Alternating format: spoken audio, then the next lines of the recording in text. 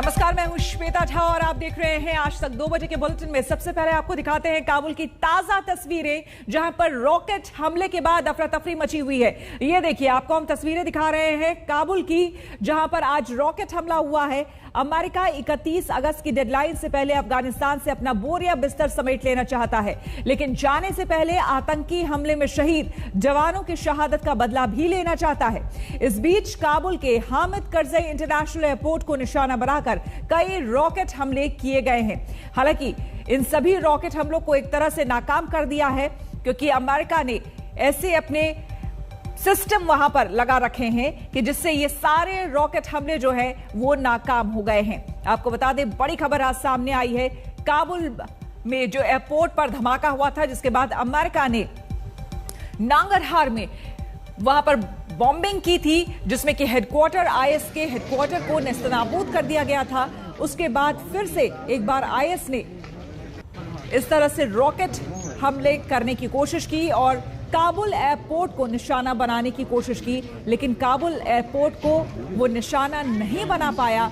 इसके पीछे air defence system जो अमेरिका ने काबुल एयरपोर्ट पर लगा रखा है, ये एक बड़ी वजह है कि ये रॉकेट हमला नाकाम हो गया।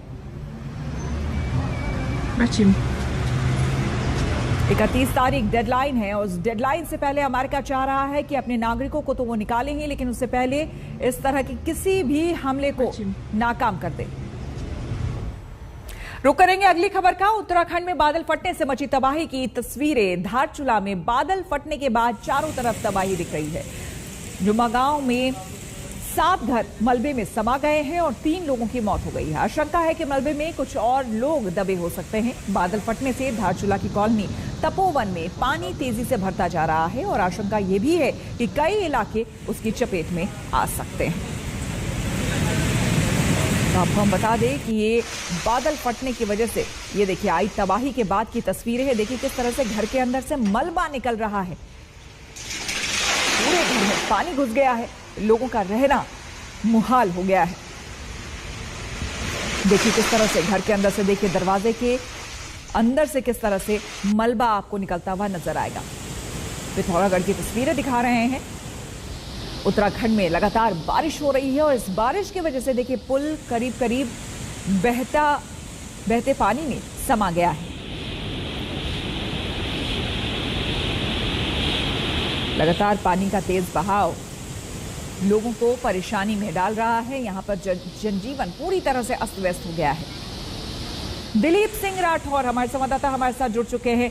दिलीप, लगातार बारिश और बारिश के बाद की ये तबाही, लोगों का जीना एक तरह से मुहाल हो गया है इन पूरे इलाकों में, क्या स्थिति?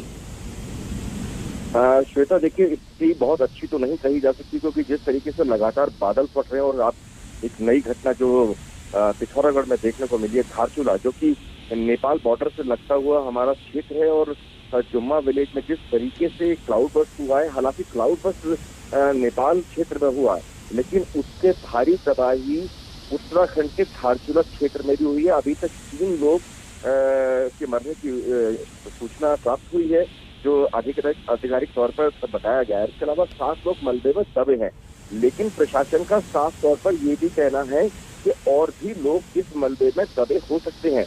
इसके अलावा जिस तरीके से तबाही का मंजर लगातार देखने को मिल रहा है, क्योंकि घरों में पानी घुस गया है, गाड़ियां पूरी तरह से नष्ट होती दिखाई दे रही हैं, काफी हालात बिगड़े हुए हैं, और यही हालात लगभग आसपास के पूरे क्षेत्र के हैं, क्योंकि जिस तरीके से लगातार उत्तराखंड में बारिश तेज जारी है, उसको देखते हुए तमाम सड़कें भी टूट चुके हैं। तो बिल्कुल, और इन इलाकों में सबसे ज्यादा परेशानी इस बात को लेकर है कि एक तो बारिश और बीच में क्लाउड बर्स्ट की वजह से हालात और खराब हो रहे हैं। बहुत बहुत शुक्रिया आपका तमाम जानकारी के लिए दिलीप। रुक करेंगे अगली खबर का। आपको बता दें कि पंजाब कांग्रेस में एक बार फिर से सिद्धू कैप्टन के गुट आमने सामने हैं। सिद्धू समर्थकों को कैप्टन की अगुवाई मंजूर नहीं है। वो पूछ रहे हैं कि आखिर ये फैसला हुआ कब। तो उधर सिद्धू ने अपनी ही सरकार से मांग की है कि विधानसभा का विशेष सत्र बुलाकर निजी कंपनियों के साथ पावर परचेज एग्रीमेंट को कैंसिल किया जाए। कुल मिलाकर सिद्धू ने एक बार फिर से कैप्टन सरकार को नसीहत दी है। तो आपको हम बता दें कि लगातार पंजाब का जो कलह है वो खत्म होने का नाम नहीं ले रहा है। सिद्धू वर्सेस कैप्टन अभी भी जारी है। बिजली का मुद्दा है, फॉल्टी पीपीएस का मुद्दा है और अज लोक आवाज है, धरती पाड़ के आउंदी है कि यह मुद्दा लोक हित दे विच सब तो पहल के आधार के उत्ते सॉल्व किया जाए। इस समस्या का पहला सीधा ते सिंपल हल है कि पंजाब सरकार लोक हित दे विच, पब्लिक इंटरस्ट दे विच एक बिजली कानून 2003 के अधीन निर्देश जारी करे, जड़ा पंजाब राज रेगुलेटरी कमिशन है बिजली का, कि भाई तुसी अपना एक टैरिफ ऑर्डर इशू करो जिहदे अधीन फेयर और जस्ट प्राइसिस दे उत्ते बिजली खरीदी जावे और जिहड़े एग्जॉर्बिटेंट प्राइसिस दे उत्ते पीपीए साइन कीते वो नल एंड वॉइड करार दिते जान। इसदा सीधा सीधा फायदा की है प्यारे पंजाबियों कि 50,000 करोड़ का फायदा सीधा सीधा इस स्टेट नूं आऊगा। वो चोर मोरी इमीडिएटली रुक जाऊगी और पंजाब दे हरेक मिशन दे 1.5 तो 2 रुपये पर यूनिट घट पैसे देने पैणगे और हर पासे पौवारा होगा। तब 2022 का चुनाव होगा, कैप्टन की अगुवाई में ही होगा या क्लियर कर दीजिए। देखिए, मैंने कहा ना कि ये बात रोज रोज नहीं दोहराई जाती, ये कोई गायत्री मंत्र नहीं है जिसका पाठ सुबह आवश्यक है कि मैं रोज रोज कहूँ कि किसके नेतृत्व में लड़ा जाएगा क्या ना लड़ा जाएगा। मिसेस सोनिया गांधी जी और राहुल गांधी जी अगुवाई विच लड़ियां जाणगियां, ਇਹ ਤਾਂ ਹੁਣ ਰਾਵਤ ਜੀ ਦੱਸ ਸਕਦੇ ਆ ਵੀ ਇਹ ਜਿਹੜੀਆਂ ਚੋਣਾਂ ਜਿਹੜੀਆਂ ਉਹ ਕੈਪਟਨ ਅਮਰਿੰਦਰ ਸਿੰਘ ਦੇ ਜੇ ਉਹਨਾਂ ਦੀ ਅਗਵਾਈ ਦੇ ਵਿੱਚ ਲੜਨੀਆਂ ਤੇ ਡਿਸੀਜਨ ਕਦੋਂ ਹੋਇਆ ਤੇ ਇਸ ਡਿਸੀਜਨ ਦਾ ਬੇਸਿਕਲੀ ਪੰਜਾਬ ਦੀ ਜੇ ਕੋਈ ਇਦਾਂ ਦਾ ਡਿਸੀਜਨ ਹੋਇਆ ਇਹ ਤਾਂ ਰਾਵਤ ਜੀ ਦੱਸ ਸਕਦੇ ਆ, ਪਰ ਮੈਨੂੰ ਐ ਲੱਗਦਾ ਵੀ ਪੰਜਾਬ ਦੀ ਰਾਜਨੀਤੀ ਤੇ ਇਸ ਗੱਲ ਦਾ ਬਹੁਤ ਅਸਰ ਹੁੰਦਾ ਹੈਗਾ। ਅੱਜ ਵੀ ਮੈਂ ਹਾਈ ਕਮਾਂਡ ਨੂੰ ਇੱਕੋ ਗੱਲ ਕਹਿ ਕੇ ਆਇਆ कि जे मैं इस पंजाब मॉडल के उत्ते इन्हां लोकां दियां आसां दे उत्ते खरा उतरूं, मैं अगले साल 20 साल राजनीति दे विच कांग्रेस नूं जाण नहीं दूं। लेकिन जे तुसीं मैनूं निर्णय नहीं लैण दोगे तो फिर मैं इट ना इट भी खड़काऊं, क्योंकि निर्णय लैण तो बिना 10वीं घोड़ा बन के कोई फायदा नहीं, कोई फायदा नहीं। जो हाईकमान ने फैसला किया हम उस पर मतलब हाईकमान ने सिद्धू को मतलब प्रधान बना दिया, वो पार्टी को चलाएगा। मुख्यमंत्री साहब हमारे हैं मतलब वो मतलब चीफ मिनिस्टर हैं, वो सरकार चला रहे हैं। गल अगर उसने कहा है तो उसके बारे में भी मतलब जरूर विचार किया जाएगा। गल कौन विचार करेगा?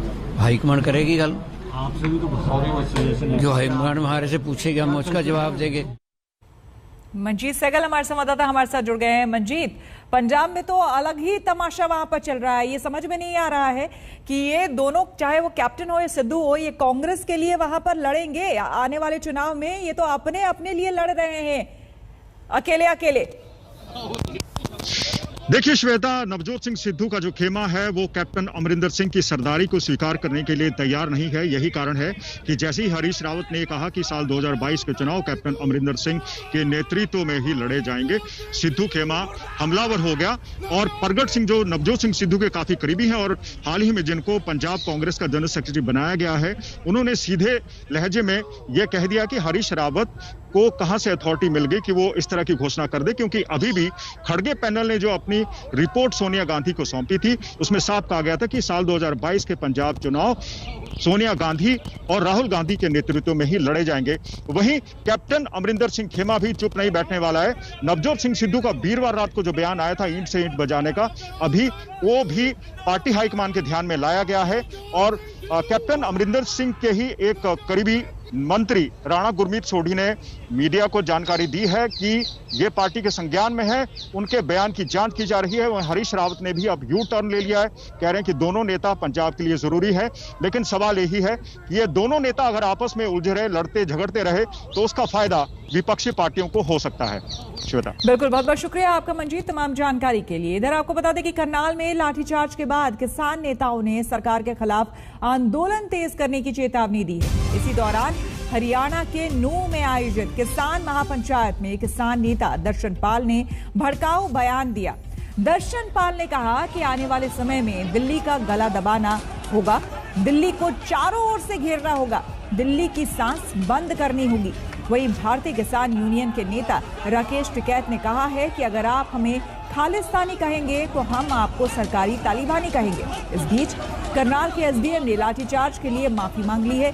वहीं सीएम मनोहर लाल ने कहा है कि पंजाब की वजह से किसानों और पुलिस की भिड़ंत की नौबत आई।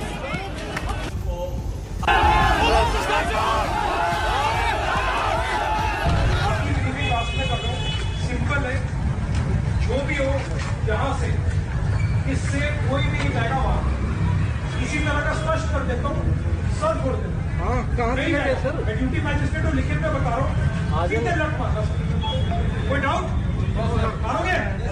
कोई जाएगा इसको ब्रीच करके? ठीक है, कर लो। यहाँ से एक बंदा नहीं जाना चाहिए, मेरे पास आए नहीं यार। और अगर गया ना तो उसका सर फुटा होना चाहिए किसी का। ठीक है, क्लियर है ना आपको? ठीक है, आपकी ड्यूटी लास्ट में कर रहा हूँ। सिंपल है, जो भी हो यहाँ से इससे कोई नहीं जाएगा वहाँ। इसी तरह का स्पष्ट कर देता हूँ, सर छोड़ देता हूँ। कहाँ से सर? मैं ड्यूटी मैजिस्ट्रेट और लिखित में बता रहा हूँ। कितने लट मारना? कोई डाउट? मारोगे? कोई जाएगा इसको ब्रीच करके? ठीक है, कर लो। यहाँ पे अब बीकेयू नेता राकेश टिकैत और क्या कुछ कह रहे हैं सीएम मनोहर लाल खट्टर, जरा सुनते हैं। भारतीय जनता पार्टी के प्रदेश स्तरीय ये बैठक थी, इसका विरोध जो उन्होंने कल कॉल दी, मैं उसकी निंदा करता हूँ। एक समय में हमारी उनकी अंडरस्टैंडिंग बनी थी कि शांतिपूर्वक प्रदर्शन करेंगे, लेकिन उस शांतिपूर्वक प्रदर्शन में अगर वो पुलिस के ऊपर पत्थर मारते हैं, हाईवे को जाम करते हैं, तो लॉ एंड ऑर्डर को मेंटेन करने के लिए पुलिस को भी कुछ काम करना होगा। अब उसमें एक बातचीत करके बताएंगे कि किसकी जाति है। पुलिस की जाति है तो भी दंडित किया जाएगा, किसानों की जाति है तो उनके खिलाफ कार्रवाई की जाएगी। ये हमको खालिस्तानी कहते हैं, हमको पाकिस्तानी कहोगे तो हम इनको कहेंगे कि सरकारी तालिबानों का देश में कब्जा हो चुका है, ये सरकारी तालिबानी है। इनकी पोस्टिंग यहाँ नहीं, हरियाणा में नहीं, इनकी पोस्टिंग नक्सल के क्षेत्र में होनी चाहिए इनकी। वहां पे जो सिर्फ फोड़ने की बात करते हैं, ये सरकारी तालिबानी अधिकारी हैं। पहला कमांडर तालिबानी, सरकारी तालिबानी का पहला कमांडर मिल चुका है देश में। जितेंद्र बहादुर सिंह हमारे संवाददाता हमारे साथ जुड़ चुके हैं। जितेंद्र, अब ये पूरा मामला जो है एक अलग ही रुख, अलग ही मोड़ ले चुका है। इस वक्त आप जहां पर मौजूद हैं, मैं देख पा रही हूँ वहां पर कई किसान नेता हैं, जरा उनसे ही बात करिए कि अब आगे का उनका एजेंडा क्या है, क्योंकि अब बात सिर्फ कानूनों को लेकर नहीं रह गई है, अब कृषि कानूनों को लेकर बात नहीं रह गई है। अब जो तस्वीरें लाठी डंडों की आई है, उसके बाद फिर क्या कहेंगे वो? बिल्कुल श्वेता, यहाँ पर सुबह से ही जो किसान हैं वो 11 बजे से महापंचायत कर रहे हैं और उनकी सिर्फ और सिर्फ यही मांग है कि जो किसानों के ऊपर यहाँ से कुछ दूर पर जो टोल प्लाजा है वहाँ पर लाठीचार्ज हुई और उसके बाद उनके ऊपर लाठीचार्ज के बाद किस तरीके से आगे अब इनको कदम बढ़ाने हैं, उसको लेकर के एक मीटिंग यहाँ पर बड़ी की जा रही है। आप ये बताइए कि आप लोगों की क्या मांग है? एसडीएम ने तो माफ़ी मांग ली है, अब आगे किस तरीके से आप लोग अपनी लड़ाई लड़ रहे हैं? देखिए, माफ़ी से काम नहीं चलेगा। एसडीएम ने मांगी है, सरकार से हमारी दरख्वास्त है कि उसको बर्खास्त किया जाए, सस्पेंड किया जाए और दूसरे भी जो पुलिस अधिकारी हैं उनको भी सस्पेंड किया जाए। इससे कम में किसान नेता मानने वाले नहीं हैं। एक बार गोली चला के हम किसी को फांसी दे के माफ़ी मांग ले, ये कहीं का न्याय नहीं है। यहाँ आप लोग जो महापंचायत कर रहे हैं, इसमें अलग अलग जो किसान नेता वो सारे लोग यहाँ पर पहुँचे हुए हैं। अब उनकी तरफ से कहा जा रहा है कि आगे सरकार और जो बड़े अधिकारी हैं उनके खिलाफ कार्रवाई होनी चाहिए। तो ऐसे में आप लोग किस तरीके से आगे बढ़ेंगे, क्योंकि सरकार ने तो उनकी तरफ से कहा गया कि एसडीएम ने माफ़ी मांग लिया। देखिए, माफ़ी मांग ली है चाहे कुछ भी है, लेकिन हम माफ़ी पे राजी ही नहीं हैं। जो हमारे नेता अभी बैठे हैं, मीटिंग चल रही है, जो भी वो निर्णय करेंगे, जिस तरीके का भी निर्णय करेंगे, हम उनके साथ हैं और इस आंदोलन को आगे कैसे बढ़ाना है उसमें हम बिल्कुल उनके साथ कंधे से कंधा मिलाकर खड़े हैं। जो भी वो फैसला करेंगे हमें वो सब मंजूर होगा, लेकिन अकेली माफी से बात नहीं बनेगी, उनको बर्खास्त करना पड़ेगा, सस्पेंड करना ही पड़ेगा। बिल्कुल, बहुत बहुत शुक्रिया आपका जितेंद्र तमाम जानकारी के लिए। और इस बीच आपको बता दें कि जन्माष्टमी पर महाराष्ट्र में मंदिरों को दोबारा खोलने की मांग पर महाभारत छिड़ गया है। बीजेपी पूरे सूबे में सड़क पर उतर आई है मंदिर खोलने पर। देखिए किस तरह से सड़कों पर उतर आए हैं बीजेपी के कार्यकर्ता, और न सिर्फ मुंबई बल्कि पुणे, औरंगाबाद, अकोला, अलग अलग जगहों से तस्वीरें सामने आ रही है।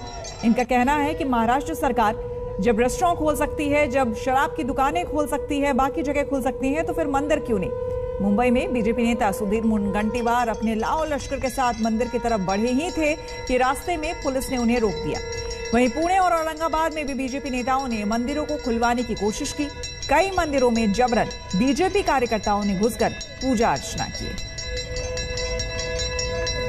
मंदिर, मस्जिद, चर्च, गुरुद्वारा, जैन मंदिर शुरू करने के लिए भारतीय जनता पार्टी शंखनाद आंदोलन कर रही है।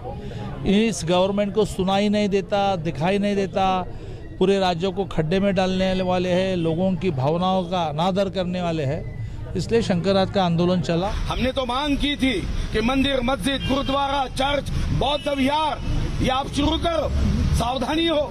देश में सारे मंदिर शुरू है, भगवान तिरुपति का मंदिर शुरू है, आज भी जय माता दी का नारा देते हुए, जय घोष देते हुए वैष्णव देवी के मंदिर शुरू है, जय काशीनाथ भगवान की जय बोलते हुए काशी का मंदिर शुरू है, इंदौर में ओंकारेश्वर मंदिर शुरू है।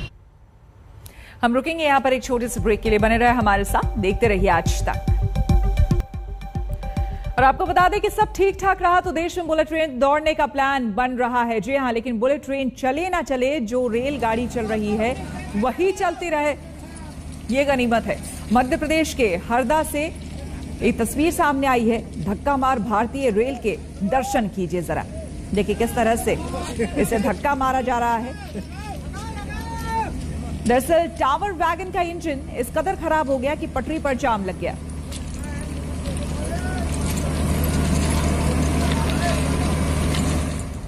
और आपको सीधे फिरोजाबाद हम लिए चलते हैं, जहां पर सीएम योगी इस वक्त पहुंचे हुए हैं और बच्चों से यहां पर मुलाकात कर रहे हैं। आपको बता दें कि बेहद दुखद खबर दरअसल फिरोजाबाद से आई है। यहां पर डेंगू और वायरल की वजह से बताया जा रहा है लगभग 40 बच्चों की मौत हो गई है, तो बेहद गंभीर मामला है। अभी तक हालांकि प्रशासन की तरफ से कोई बयान नहीं आया है, लेकिन खुद मुख्यमंत्री अब पहुंच चुके हैं अस्पताल यहां का निरीक्षण करने के लिए।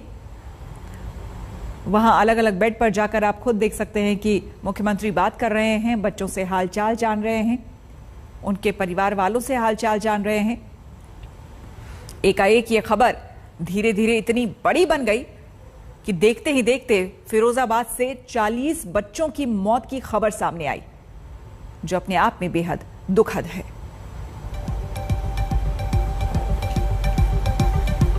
हम रुकेंगे यहां पर एक छोटे से ब्रेक के लिए, बने रहे हमारे साथ, देखते रहिए आज तक।